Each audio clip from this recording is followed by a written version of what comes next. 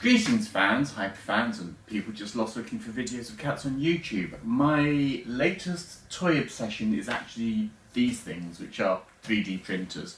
I've been playing with them for a couple of years now and I've been using them to do Transformers stuff.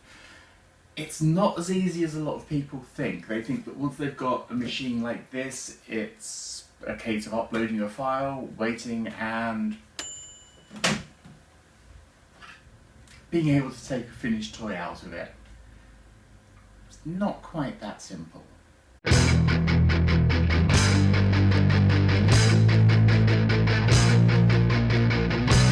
So while 3D modelling and 3D printing has been something that companies like Hasbro have been using for a very long time to do prototypes, the first time I came across a fan creating their own stuff for Transformers was a designer called Fatebuster, aka Ariel Lemon, who was doing a few little weapons and add-ons, but they also did this peculiar block, which was designed to fit into the For Cybertron Soundwave, which would put that around 2012.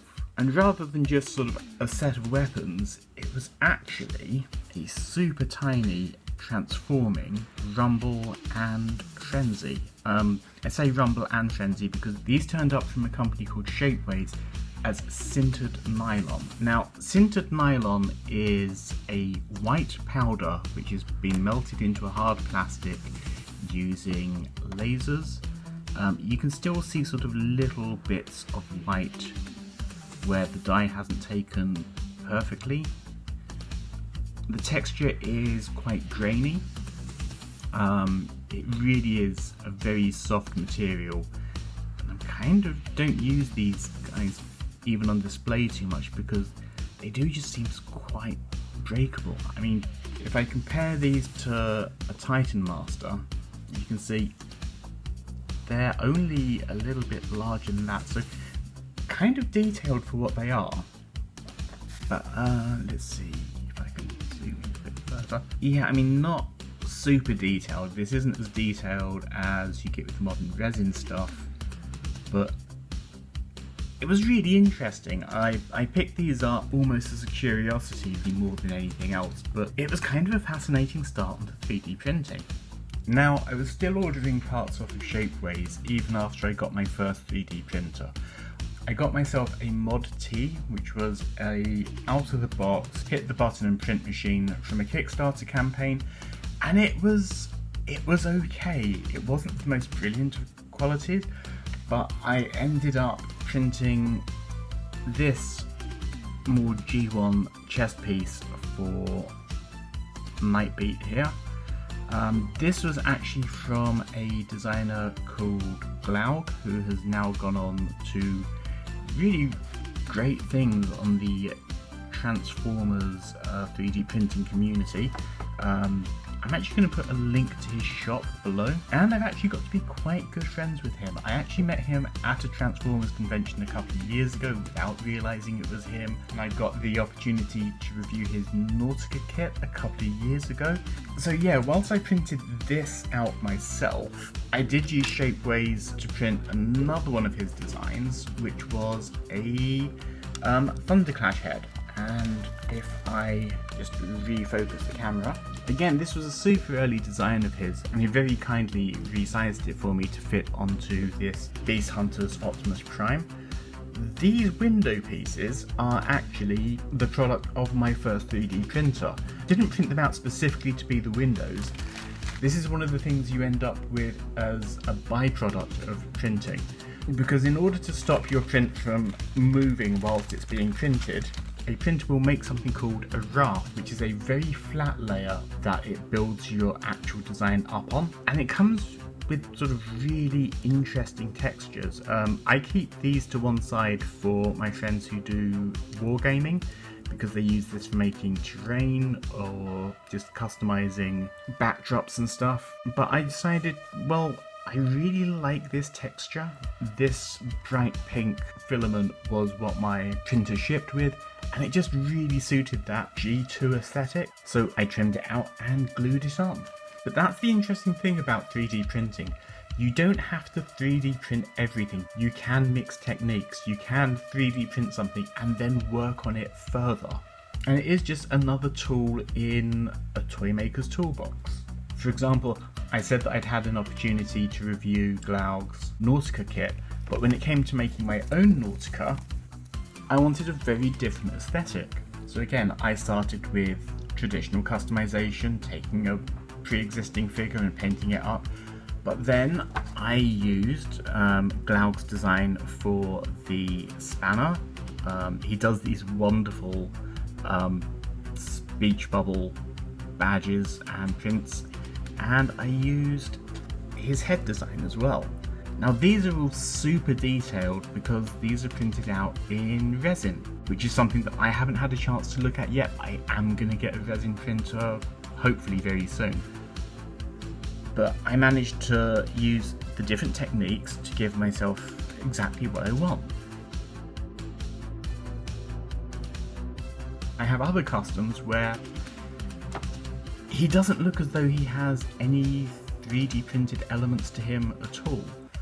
But if you compare this figure to the base Energon Starscream, who was the basis for this, you'll notice a couple of differences. The main one being how long the legs are, because there is actually a leg extension in there that I designed and printed using my 3D printer. So far, all I've really used my printer for is to do very small pieces, but over the last few months I have been teaching myself more and more about 3D modelling so that I can do better kits. I got quite a lot of feedback on this kit that I designed for Impactor. The head is actually a Shapeway design. I think that's a Trent Troop one, but if not, I will put another link below to the correct designer. Was really pleased with it, really pleased with how it fitted the tank, but he wasn't quite right. He didn't come out of the box with his harpoon. If you are more a comic book fan, he didn't have his drill. I liked the sort of nipple rings that he seemed to have on the MMC Spartan tank.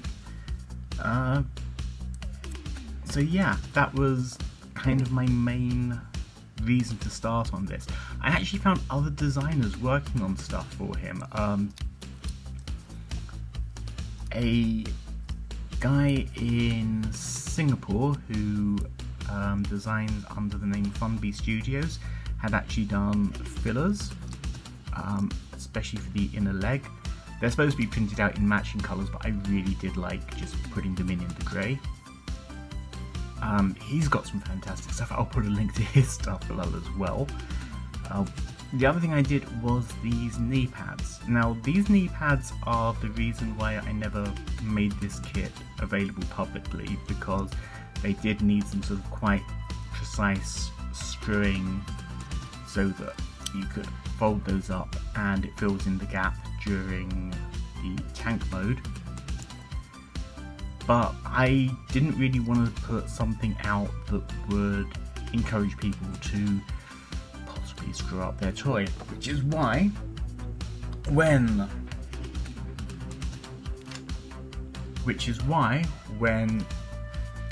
Red Alert came out, which is a figure I had wanted for a very long time, and he came without the spoiler that made his Lambo mode, so sort of specifically a Lamborghini, I decided I wanted to do something about that. So I designed a very simple file that could be used on practically any home printer, pretty much of whatever quality, that would allow you to give him back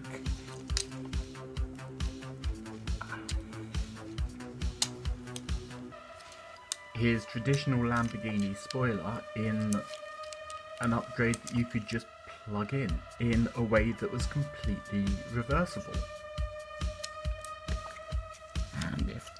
It was actually transforming this properly.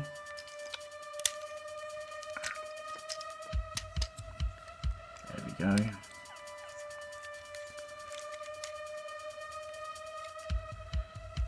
That just clips in together really well.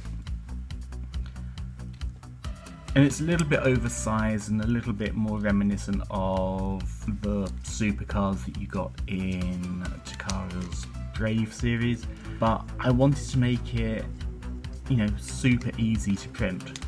And you can download that kit yourself now for free, and I'll put the link in underneath. But these are all upgrade kits. Everything since that first Fake Buster Thugger figure that I showed off has been, you have to go to Hasbro and buy the figure and then do work to make it the way that you want. But we are going to get to the stage where people are just creating and distributing full transforming toys. You might have seen this, but there's one figure that I think is really worth taking a little bit more time with.